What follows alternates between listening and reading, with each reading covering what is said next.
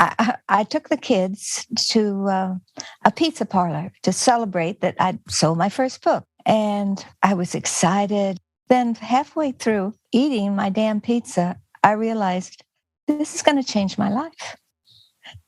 And all of a sudden, it was just there. So I hyperventilated, and I had to go home and go to bed for a little while. That was the voice of Iris Johansen. Formative voice of our lives. Yes. Iris Johansen has been writing books for a really long time, and she is still writing. A famous author now of a big thriller series about a woman named Eve Duncan.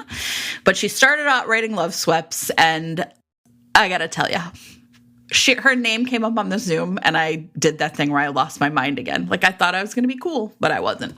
She was great. It was really a delight. These are fun. We have a cool job. It's true. Anyway, everyone. Welcome to Fated Mates. You will be listening next to our interview with Iris Johansen. I'm Jennifer Prokop, a romance reader and editor. I'm Sarah McLean, a romance reader and author. And here we go. So one of the questions we just like to ask to start is, like, what did bring you to romance, or what made you a romance writer and reader? Well, I'm a reader. That's the main thing. I'm a reader of any book, and my first books were Tarzan, adventure and romance and everything like that. When I was like 9 years old, something like that, and I went from there to different romances, even in the childhood phase. And I didn't seek romance out. I think it kind of sought me out, because there was always adventure in it, and there was always a happy ending. And let's face it, we all need happy endings these days. It's the truth. So how did you come to write romance? Because you really started in the days when it almost feels, when we talk to people, like it was the Wild West in the early 80s. And you started with your Loveswept books, correct? Right, that is correct. And actually, you say it was Wild West, but at that particular time, there was also a really wonderful thirst for romance and happy endings.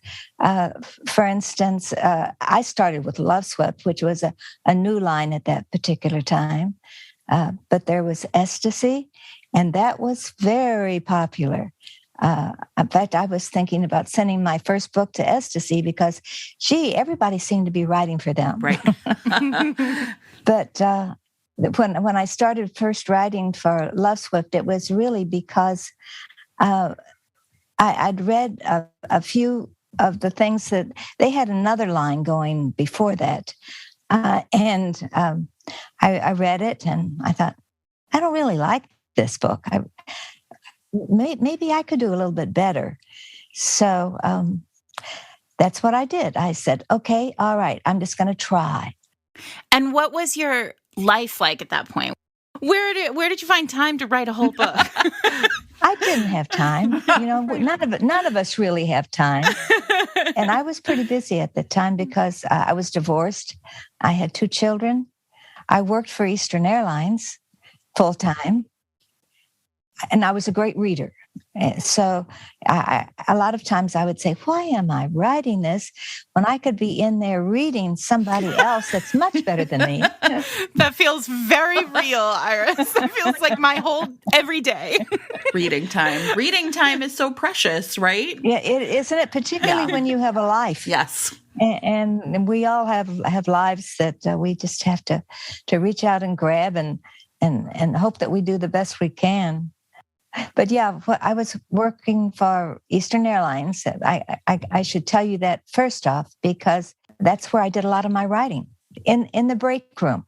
I had this yellow pad, And whenever I had a break, I'd go in there and I'd try to write a little bit on the latest book, whatever it was. And were you writing at the same time? Were there other people in your life who were also romance writers who were encouraging you, or was it really you alone in the break room?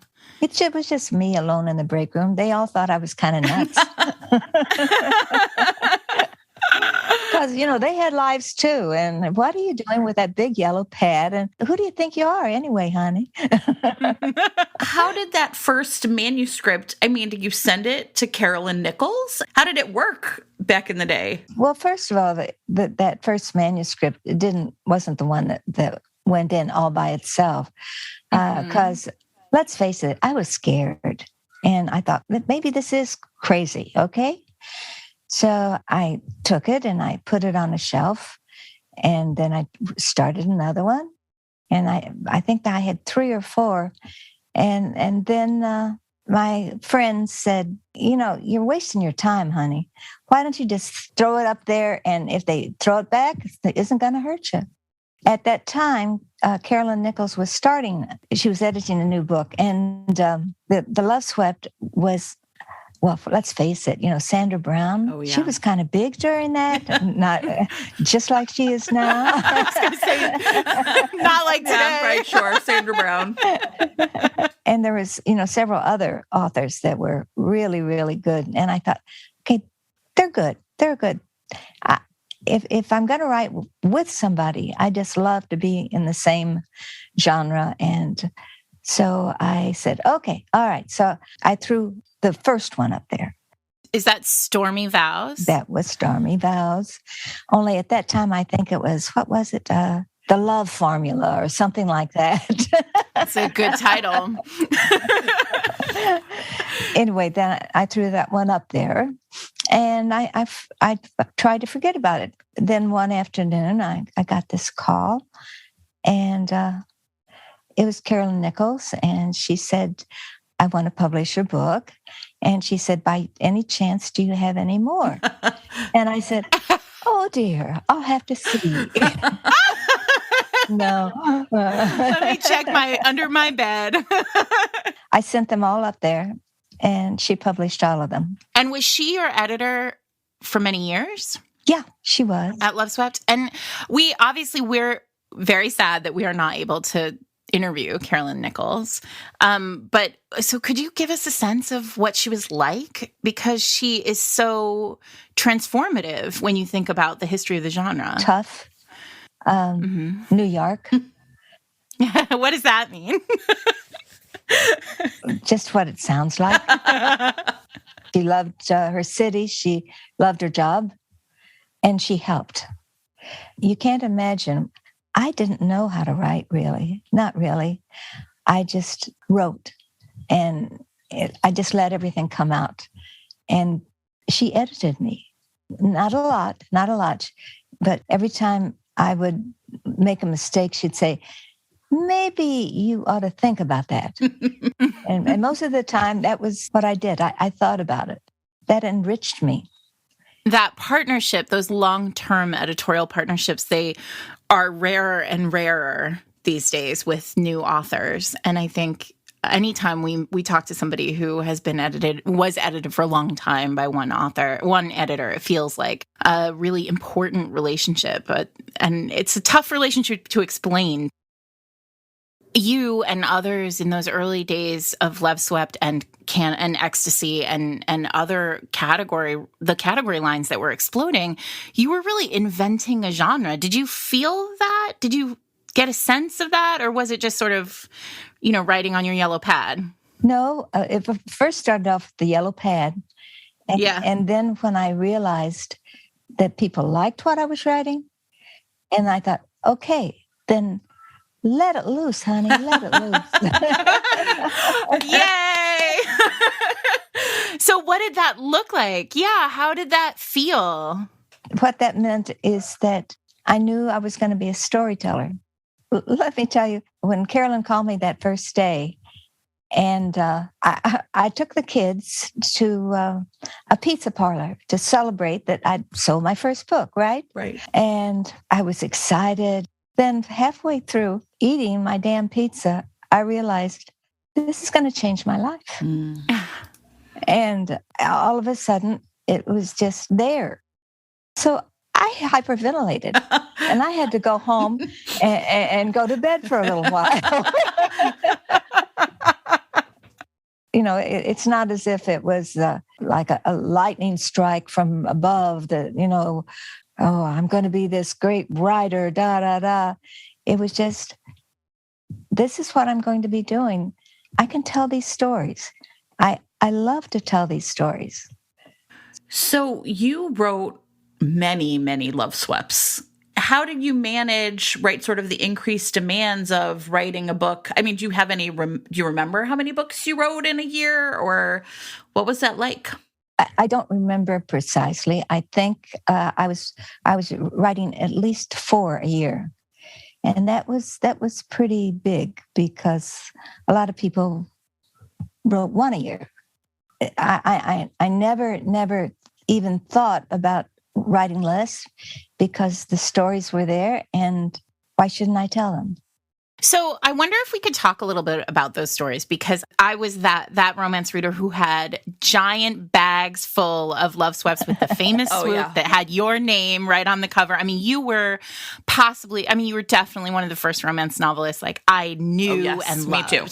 And so I'm curious, because when I think of an Iris Johansen book, I think of these kind of really larger than life love stories with very kind of extra people, like big people who, there's one about a balloonist, a man who's like a balloonist, and there's, the heroines who are stunt women who are, we talk a lot on Fated Mates about the 80s contemporaries being really a place where women had very cool jobs, and very, big jobs.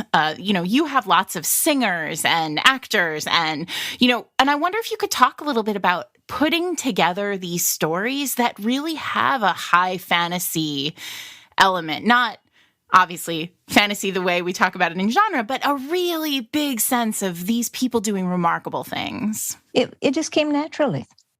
Come on. If you had a good friend who lived down the hall, wouldn't you want to hang out with them if they had a great job? Yes. And maybe a really great, sexy boyfriend. But, you wouldn't want to move in on her, but you might want to just hang out. But maybe he has friends. Yeah, he does. And maybe the friend is funny, and maybe the friend is has the same type of life that your friend down the hall has. And you just want to hang out for a while. And after a while, I realized that was what I was doing. I was trying to create a world that I wanted to live in, if only for a short amount of time. And if I could do that and keep on doing it, gee, that was so exciting. And at what point did you realize that readers were just eating them up? I didn't realize it, really. Really? No, I that's not quite true, because I did make a lot of lists, even during the first books that I wrote. But I didn't really think about the reader until I actually started going to the kind of signings where you actually could sit there and talk to them. Mm-hmm. And then all of a sudden you realized, hey, they got me. They really got me. And that is such a blessing. And it feels so different for us as romance writers. It feels like romance has that special vibe with readers that other genres don't quite get the same experience with. When I was writing those Loveswepts, first of all, I just wrote a story that I thought that I'd like to read. And then I started to write. It just seems to be expanding. I thought, okay, that's not long enough. I need to write more. And what about that character that I introduced in here? I can't just let him go and not say anything about him. Right, of course. He was too good a character. So then the books started expanding on their own. I think the Loveswept were 60,000 words or so? I don't even remember. Probably. Just about. Yeah, probably. Yeah. That's when I started to write longer books. I said, what about historical? I loved historicals. I love science fiction. I love books. Come on. Right. I love books. You might not remember this, but I was a devoted Iris Johansen fan. And there was a thing that happened with like this Delaney series. Oh, yes, the Delaney. The Delaneys. And what I remember is, even as, I was pretty young at the time, but I remember feeling like, oh, this feels different, right? Like, so it was, for those of you who are listening, it was, I think the first series, it was like kind of 3 authors. It was you, Fayreen Preston, and Kay Hooper, of course. Yeah. And, they were like kind of 3 intertwined stories that all came out. And then it seemed to spawn like there were some historicals that came from it. And I remember even at the time feeling like, oh, these are like powerhouse authors. So was that, those historicals, were those some of the first you wrote? Or did you get a sense that those were sort of different too, that Loveswept was really showcasing you as an author at that point? Nah. You know where that came from? We went to this conference, and it was in Arizona, and we had such a great time at that conference, and we got to know each other, and we'd never, experimented with writing with the other authors. And we thought, wouldn't that be fun? Why don't we do that? Why don't we put it in, was it Arizona? I don't even remember. I think so, yeah. And then Australia or something. It was amazing. Yeah, that too. But why don't we just do that and write our own books and tie them up some way that make them all our own books, individual, and not cheat the reader at all. Mm-hmm. And we had such a good time. For one thing, we'd gotten to be good friends, and there's nothing like having a good friend that you can talk to about a craft that you love. Tell us about it. You? Yeah. Yeah. Here we are. That's really cool. So at that point, so you decide you're going to start breaking out. You're going to start writing historicals. You're going to start trying different things. Is Carolyn still with you at this point? Or now what's it look like in terms of how you make this shift? Because if I'm correct, this was not an easy shift to make. No. Right? From category to single title. No, it wasn't. But I had a lot of encouragement in the industry by that time. Mm-hmm. And when I decided that I would like to go in a different direction, I just said, "Captains, may I?" And they said, "Hell, go for it." That's so great. What a cool group. So did you have an agent at the time? Oh, yes. Who was that? That was Andrea Cirillo. I still have Andrea after all these years. And boy, she put up with a lot with me all through those years. I think it's probably worth it. At this point, what does an Iris Johansen book look like? Because now I think we talk so much about branding and marketing and, when you make the move, what does it look like? What's your brand? And so is there a hallmark? Is there a thing that you think of that you think people really can put their finger on when it comes to your stories? Even when I moved away from conventional romance, I was always trying to give the reader something to hold on to. I wanted families. I wanted to build people who I'd like to live with, and terrible villains that I would want to kill. Sure. And I've never gotten away from that. I'm sorry. But I think I have a brand, but I might. But if I do, it's up to the reader to decide if I do or not.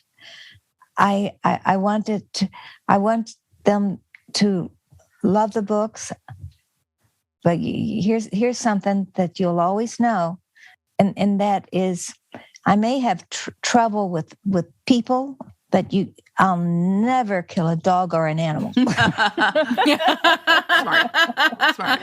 Because I can't do it. I can't do it because I love them so much, and they're so full of love, and I can come close. Now I can put an animal in some sort of threat, but no way could I ever kill an animal.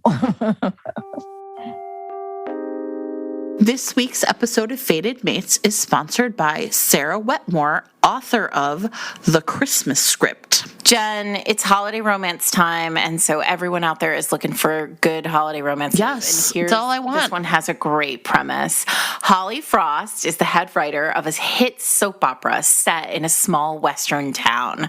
But when she is asked to turn in a script for the holiday episode, the Christmas episode, her bosses are underwhelmed. Not enough Christmas spirit, I bet. No, Holly doesn't love Christmas because in this case, despite her name, let's just say that. Right. She travels to the town of St. Nicholas, Idaho, however, which is one of those romance towns that's obsessed with Christmas. The I best. love these towns. Me too. And she's hoping that this town in Idaho, this tiny small town, will give her the inspiration she needs to make her script rewrite a success. Otherwise, she loses the job to her terrible ex-boyfriend. Nobody likes that. Stakes are high here.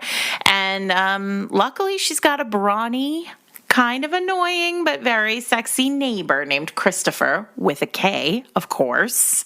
And he's going to help her along, or maybe get in the way, but I'm going to guess it'll all work out in the end. In a good way. She's going to find the Christmas spirit. Yes, she is. You can find more about the Christmas Script and Sarah Wetmore on Instagram. Her handle there is @WritingSarah, but that is Sara. And you can get the Christmas Script in ebook wherever ebooks are sold. This will be perfect for anybody who loves enemies to lovers and that small town romance, which is so charming at this time of year. Thank you to Sarah for sponsoring this week's episode. I think we should talk about the Eve Duncan series only because... Oh, really? Yeah, I think we should. I mean, there's so few. I know, right? I actually was like, I was funny because I thought, there's probably 15 of them. There's 26 of them. So what I'm really fascinated by... there's 28 now. Is it 28 now? Okay. See? Wikipedia is wrong, everybody. I don't know who could have ever predicted. Romance readers, I think, really love characters. And so I think to have a character that you have written this many books about, I think I could see that happening to a romance writer. So why romantic suspense? And then why this character? Why Eve Duncan? I wrote a book, and I never intended it to be a series. But I was fascinated by the fact that forensic sculpting was actually very new back then. And I just became fascinated by it. And I thought, I would really want this character to have an interesting profession. So I dove in and I did some research. And then I thought, but it's not enough for her to just have a great profession. She's got to have a reason for what she does. And then I brought in Bonnie. And then I supposedly finished off the book and everybody was happy with it and everything like that. And then I thought, it's not finished. So I'll just write one more and maybe I'll be able to finish it. And I wrote one more and it didn't finish it. But I swore that I wasn't going to milk anything. These books were going to stand alone and they were going to have a storyline of their own because that's the way I wanted it. And if they didn't, I just wouldn't write another Eve Duncan book. And I think I held off for like 4 or 5 years before I found a story that I wanted to write about Eve Duncan. But as you probably have noticed, in the meantime, they just started to develop other characters in it, and the families grew, and the stories grew, and somehow or other, I ended up with 28. So I guess my question at this point is, so you wrote one book. So there was never an intent. It wasn't a sort of conscious, now I'm going to make this shift into romantic suspense, because it felt there was a time in there where so many of the big contemporary romance writers were making that shift into what became romantic suspense and then thrillers, really, after, which, you did too. So I'm sort of curious about that journey. Is it specific to just the way that you were growing as a writer, or was it a sort of conscious choice? I'm moving toward thrillers. What's that journey like? It was purely my journey as a writer, and the fact that I said I love writing and I love telling stories, and I was feeling like the amount of space I was being given wasn't enough for me. I needed more space. And then all of a sudden I thought, why can't I branch out and do this and this and this here? Because, and that would open me up more, not to the readers per se, but as a storyteller. And that was one of the reasons is that I started expanding with historicals, was that it was an opening for me. It's a way of doing something new and different, and maybe telling a story a different way. Not even some of my stories back then weren't really historicals. I developed them all along the way. If you've read any of those early historicals, and it was it was really, really exciting for me. But then after a while, I decided that, okay, why don't I take another step? It'll open me more. It'll let me write and maybe develop something in myself. So I thought, okay, it's really going to be hard, but maybe I'll just go the thriller. Maybe I'll try to do something entirely different. So I wrote a book called The Ugly Duckling, which was which was kind of magical for me, and evidently everybody else thought it was pretty good too. Of course. That really, really was the start, because I could tell this story. I could dive in and let my heart say things, and do a little crying along the way, and yet basically it was a thriller that I could be proud of. So I started doing some more thrillers. You mentioned that you thought that a lot of writers were heading in that direction, and I kind of think that they were maybe like me.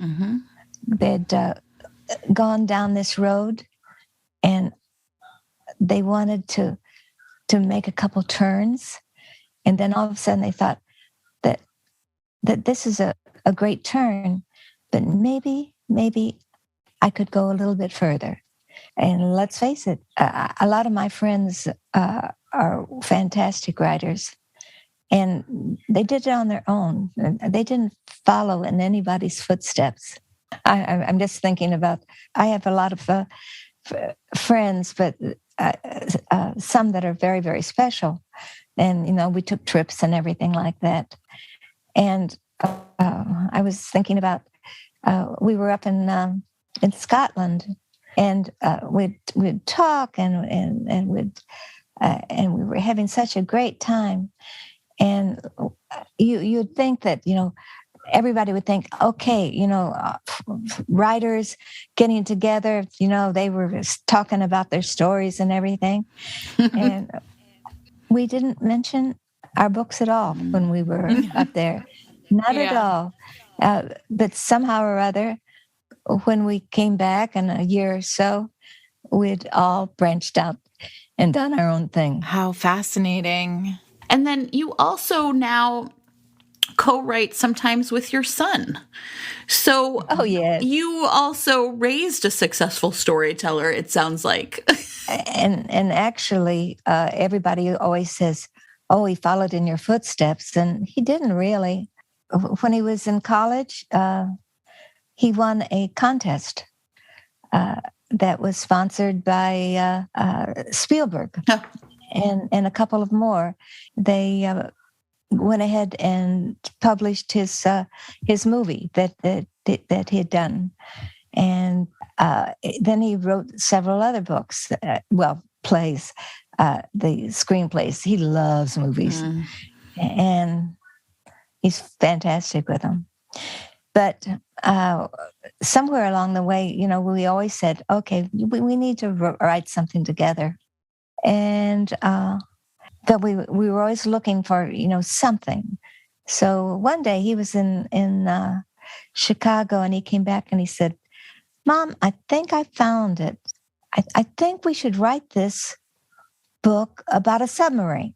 And I said, Roy, I'm not Tom Clancy. I was going to say, you weren't raised a Clancy. So I'm curious. So in Chicago, actually in my neighborhood is the Museum of Science and Industry. And there is a full-size submarine that you can see. And I'm going to tell you something. The first time and it's like kind of like way tucked away in this weird part of the museum.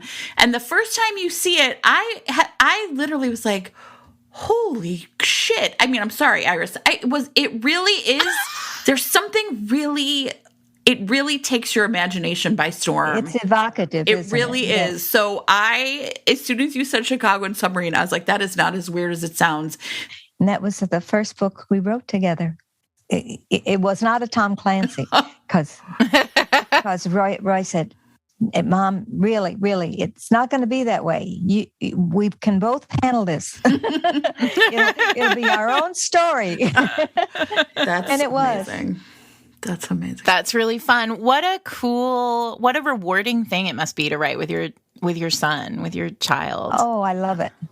In fact, whenever anybody asks me, what's the best thing about the fact that we get together on these, and I said, I'm a mother. What do you think? I get. My son is out in LA doing movies, and if we do this together at least once a year, I get to see him. Right. Yeah. So, Iris, I'm thinking about what you were saying about your close friends, the friends who, I mean, obviously there are, with a career that's as longstanding as yours, you have certainly seen high highs and low lows. And I'm wondering who is that group of people who you keep close and who you turn to when you're, struggling writing wise, or when does that not happen to you? Well, these days. And I mean, it's over time, right? I mean, who were those people in the early days who, I'm just curious about who your group is. Oh, Catherine Coulter, Linda Howard, and that one that you couldn't remember and you should have been able to remember. Kay Hooper. Oh, Jen, you're in trouble. Sorry, Kay. Kay Hooper. We just got together because we liked each other and we had a lot in common. But like I said, we never we never talk about our work when we're there, except to say, "Hey, I read that. That's pretty cool," and then that's it. Are you, as a writer, over the course of your career, obviously, not necessarily right now, but when you were writing romance, were there other writers who were inspiring you, or who were, you would read something by someone else and think, oh, wow, that's a very cool idea, and feel not competitive, but feel like pushed further? Were there writers who you were really, who you admired in those early days, or, and now? I loved all my friends' work, naturally. Right. And even if we didn't talk about it. Mm-hmm. But also Kathleen Woodward. Sure. Mm-hmm. And she was amazing. And Joanna Lindsay. And you were naming a few of my friends that you interviewed, and I love them. And Jane Ann Krentz, and also Anne Maxwell. And Mm-hmm. I was really upset when she did not continue with her science fiction, because I love those science fiction books that she was writing. We did too. But she was, she was wonderful, whatever she wrote. But I really miss those science fiction books. This is the thing that I'm most fascinated by, because of course now it's so easy for writers to connect. Right. But in the 80s, it wasn't so easy for us all to end up in the same place. So those conferences really were so valuable to you. We all had individual conferences in separate cities. Were you a member of the RWA at this point? Yeah, I was. Mm-hmm. And but the RWA was a big thing, because we could all get together, Iris, I know that you write mostly thrillers now, but when you think about, romance and how it's changed over time, do you have any sense of, like, looking back, like, oh, that was really trailblazing, or like we're kind of still in the same place? I think that back in that particular period, when we were all just trying to do our own things, it fulfilled a need in all of us. We kind of broke the mold as far as women were concerned during that period. Yes, as you said, we tried to give them a life and an excitement. And that feels like it was transformative for readers at the time. Is that accurate? I have friends and relatives who, during that period, they read almost exclusively in the romance genre. And you ask them why, they'll say that they needed it. They needed to have the affirmation that life was strong and out there. And let's face it, men were pretty dominating during that period. If they picked up a book and we showed them a woman who was her own independence, and also that she could walk out there and beat the hell out of anybody if she needed to. Yeah, exactly. that was an affirmation. You know what, though?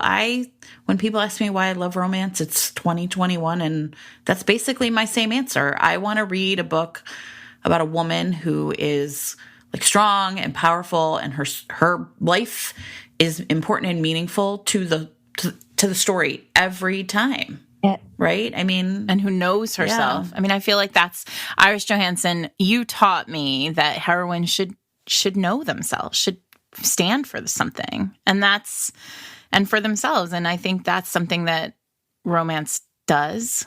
And I hope it would do it anyway, but I feel like those contemporaries from the 80s did a lot of that work for us as a genre.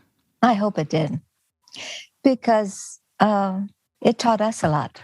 And I've been telling you all the way through this is that you just take one step at a time, and if you're lucky, you're going to come out with something that you're proud of.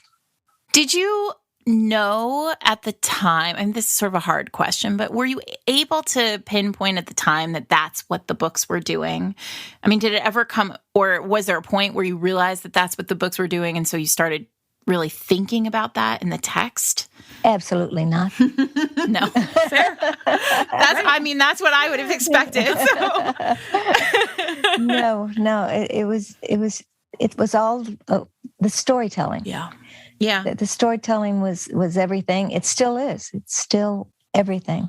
And I never had these deep thoughts that, I'm going to change the genre or anything like that.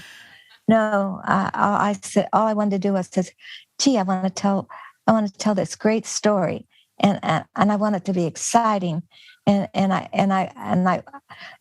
for a while I'll be able to live with these characters that I absolutely adore, and that was my whole concept. Very, very light, very shallow. No, not at all. I think that's so valuable. I mean, as a writer who I feel like now, those of us who are writing, who are newer writers now with technology and the internet, it just feels like there are a lot of voices in your head that aren't the characters and you alone. And it's lovely to hear, you are not the first person to say, it's the story first, it's the characters first, and everything else follows. And I think that's something that many of those of us who are newer to writing should internalize. This week's episode of Fated Mates is sponsored by Callie Chase, author of Dishonor Among Thieves. This is a paranormal romance, Sarah. Yeah. Actually, right? It's actually, I guess I'd say, fantasy. So I love it. In this, we have a vampire named Neo, and he is on the hunt for his arch nemesis. Always. But this vampire raider he's searching for has disappeared, and the only way that this could happen is with dark magic. So Neo is like, I am going to need some help to figure out where this guy went, and he hooks up with Brex Eloise, who is a thief. I love a thief. I know. And I bet she has access to the whole world. Yeah, well, he needs her help. Of course, she's got dangerous secrets. Perfect. But she is inclined to help him because she has someone she's looking for that's also missing, and they figure out this must go together. You scratch my back. I'll scratch something I'll else. do other things for you. So Neo is hell-bent on destruction, right? Brex wants to help the world. We can see the trouble and the love coming from far away, can't we? I love it. This one's perfect for people who love slow burns, found family, marriage of convenience, and of course, vampires. You can get it in KU or in print, and special for Fated Mates listeners, if you go to calliechase.com/fatedmates, that's Callie with an IE, calliechase.com/fatedmates, you can get signed copies from Callie and also more information about Dishonor Among Thieves. Thanks to Callie for sponsoring the episode. So Iris, when you think back on it's a huge body of work. Is there a book that you're and it doesn't have to just be romance, although we would like you to talk about romance too. Is there a book you were really proud of, or one that you thought really connected with readers, or the book that you think of being the one that will be one that will outlive you? People always associate this book with your name.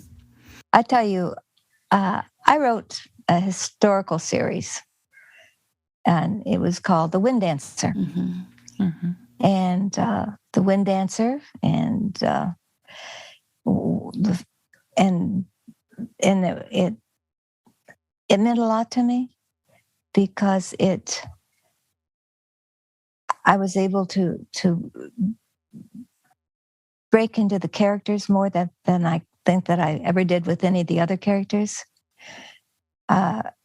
It may not be anyone else's favorite, but that series meant a lot to me. Was it because of the time? Was it related to the way it wrote or the time of your life? Or no, it was that I felt like I got a hold of the characters and they became mine in a very special way. And it doesn't happen all the time. So you just try. And whenever anybody asks me, it may not be anybody's favorite but mine, but it was mine because the characters meant so much to me. Well, it has been an absolute pleasure having you on Fated Mates. Thank you so much for joining us to talk about your story and to talk about romance with us for a little bit. Oh, you guys are great. Well, we try. Well, I am honored. I am truly honored. Listen, I'm going to tell you this. You guys, here's what I was too embarrassed because she was so awesome to tell her, like, the original, like the OG Iris Johansen book for me was This Fierce Splendor because they fuck on a horse. Jennifer, why didn't you tell her that? Because first of all, you did use a bad word. I did use a bad word. And I was like, Jen, I'm sorry, it just came out, but you said a bad word around Iris Johansen. Iris Johansen wrote a book about people fucking on horses. So déclassé. She can handle it, but I was literally like, at that moment, I was like, I've gone too far. I can't tell her about This Fierce Splendor. Oh my God, you should have told her because she would have loved it. And because here's why. When I mentioned that she had a hero who flies hot air balloons for a living. No, I'm sorry. He's not like a guy who like you pay money and then go up in his hot air balloon. Yeah. He's like a balloonist. Sure. Listen, I want to have a whole conversation about jobs. I know we've done a whole episode on jobs, but like we gotta redo jobs because when I said you have a hero who's a balloonist, she laughed. Yeah. She was like, it's Iris Johansen knows exactly what she was doing in those early. She understood the assignment. She did. She made the assignment. She was like, let me invent the assignment.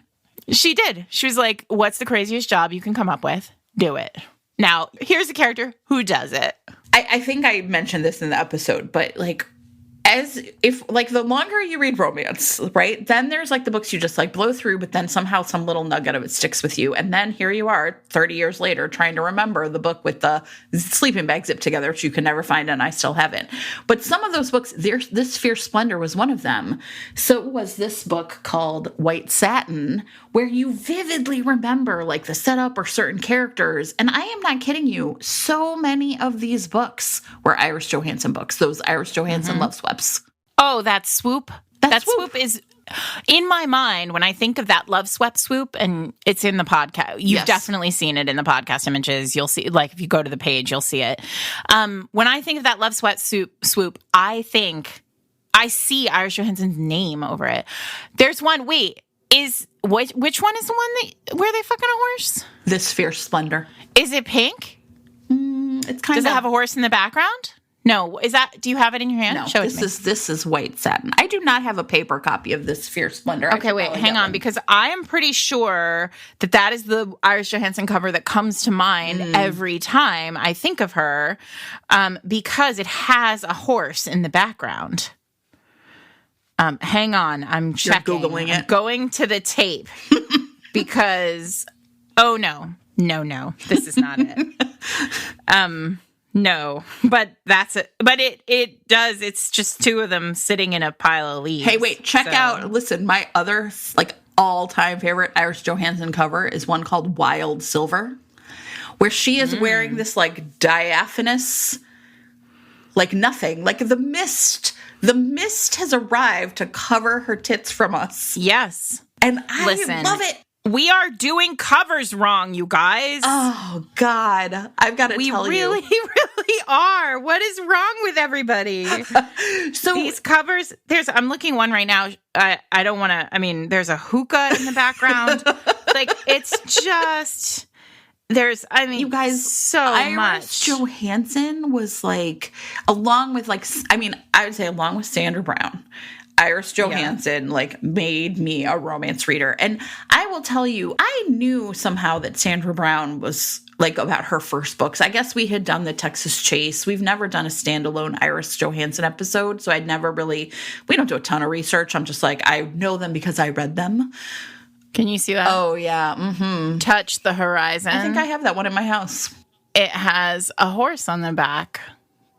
Loveswept 59. I wonder what Loveswept 69 is. I'm such a child. Anyway. Fine. Don't listen to any of this part, Iris. Just stop here. She expects it of you because you have a foul mouth. Oh, God. I'm so disappointed. Never swear. She was Iris. such a Southern lady.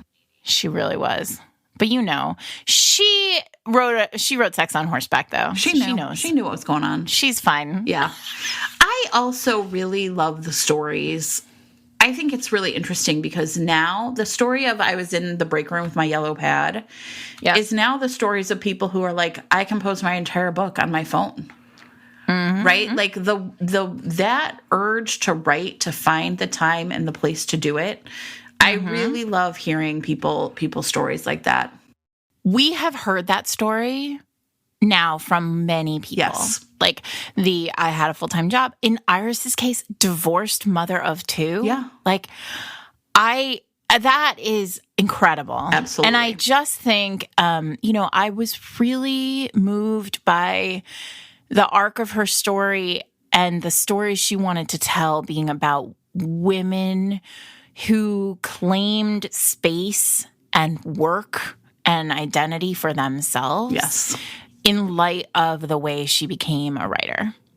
Writing, you hear stories about writers who write themselves out of challenge. Right? I'm a divorced mom of 2. I don't have any other choices. And the story of her in the pizza parlor, God, realizing that her whole life was going to change. And what's remarkable about that is that when you first hear, often as writers, when we sell our first book, it feels that way. It's my life is going to change. And then for many of us, it doesn't. For many of us, it's, we're very lucky to have had 1 or 2. But in her case, it really did. It changed her whole world and her kids' world. And absolutely, my God, the things that single moms do. Yeah. Right. So if you're out there and you're a single mom, this one's for you. Yeah, that's exactly right. It feels every single one of these episodes to me, and I know we keep saying it every time, it feels like I just stumbled across the time capsule, right? Hearing the stories about what it was like and just, what it took and, someone calling you on the phone, Carolyn Nichols calling you and saying, I want to buy it. Do you have another one? Yeah. I was talking to my sister about this. I did tell my sister that we interviewed Iris Johansen. Oh, sure. Your sister. She was a huge, as we all know, she was a category obsessed. She's 10 years older than me, so she's in her 50s.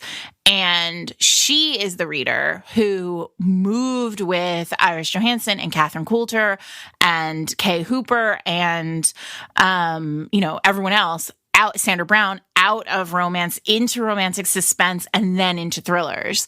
And it's interesting because we didn't talk about this with Sandra Brown and we didn't talk about this with Iris either.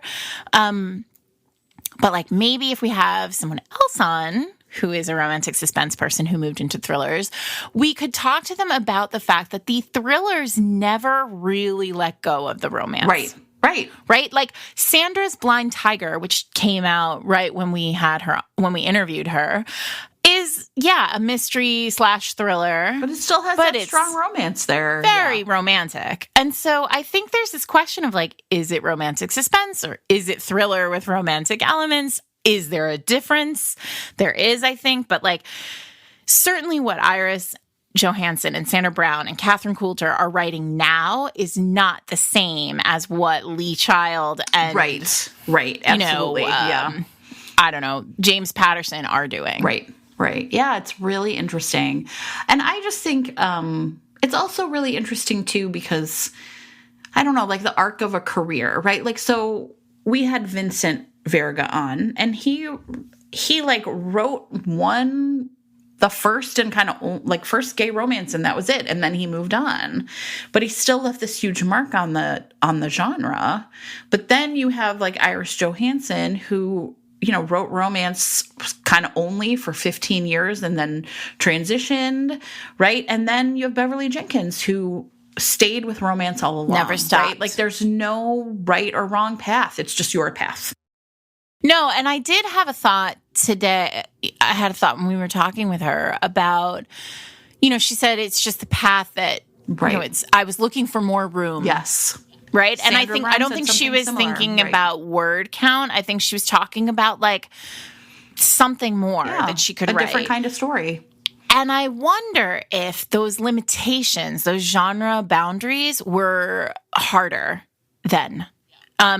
Because I think now we are, right? It's when we're recording this is 2021. I don't know when this is running, but in 2021, it feels like you and I have been talking a lot about like, the boundaries of romance are getting really fluid. Like there's this like what we're kind of casually thinking about as romantic fiction. There's like women's fiction with romantic elements. There's, you know, romantic suspense is getting more suspensey. Like, so where are the boundaries? And it's feeling like they are less rigid.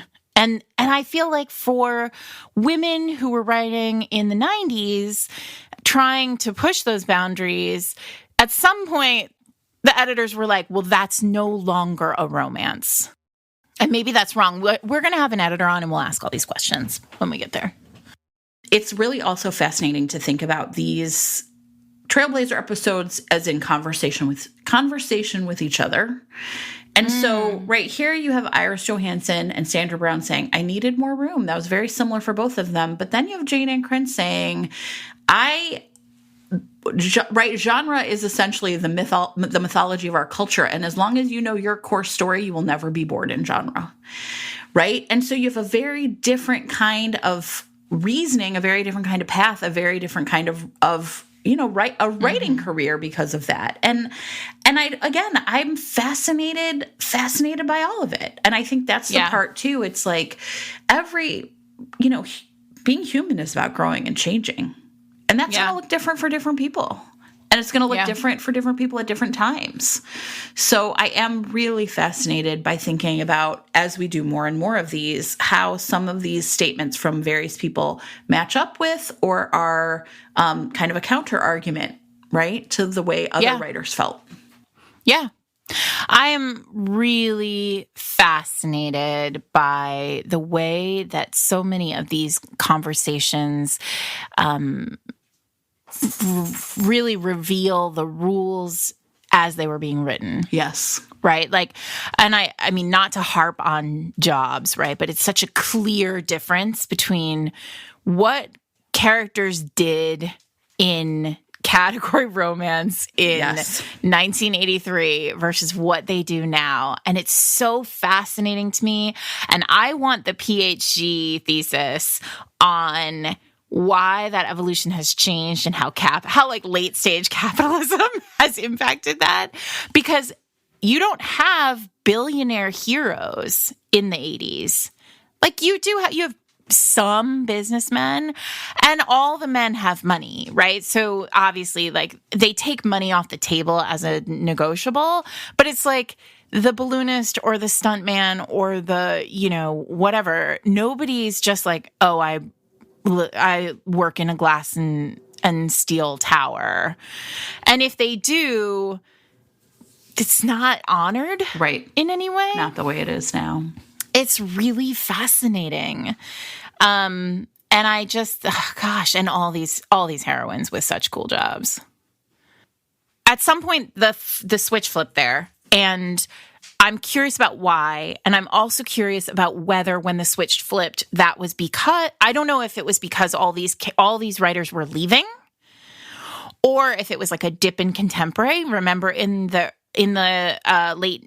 sort of early aughts, there was this like contemporaries dying, and maybe it was we lost all that in there, but there's something I feel like I'm dancing around it and I don't know what it is, and it's going to come to me in 2 weeks in the middle of the night. But there is a very interesting conversation to be had about this. I feel like we made a really strong case for, the downturn in 2009 and Christian Grey, as being representative of a kind of economic fear that, like, women felt they were under, families were under, and romance responded to that in a really specific way. But it is... Yeah, but I'm just curious about more than that. I'm curious about, like, the characterization of these... Oh, yeah, of work itself. The way characters are presented in these earlier books vis-a-vis work.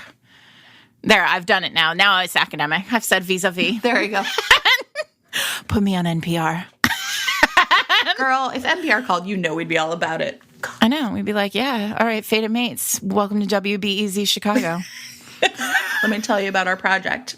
I love a project. Well, anyway, I really was thrilled to talk to Iris Johansen. It was cool. It was super cool. I said at the beginning, I'll say it now. What a cool job we have. Very much so. You can find us at Fated Mates on Twitter or at Fated Mates Pod on Instagram. You can check our website for show notes, links to merchandise, information about other stuff, information about all the other side projects we have. And have a great week, everybody. Yeah, stick with us. We've got more Trailblazers to come.